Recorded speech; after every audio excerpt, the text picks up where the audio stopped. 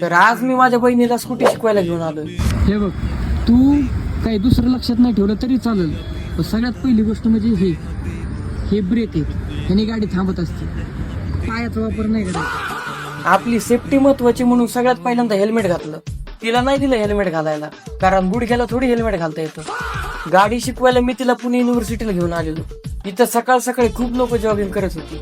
मला फक्त ही भीती होती की तिने एखाद्याच्या अंगावर गाडी नाही घालत. माझी तर काही हिंमतच व्हायला मागा बसायची. तिला म्हणलं चालव एकटीस, थोडंफार सांगितलं तिला बेसिक. ब्रेक मार मार, हा कर, शब्बास, एकदम बरोबर, काढलीच पाय बाहेर. तिला सायकल येत असल्यामुळे गाडी बॅलन्स करायला तिला लगेच जमलं.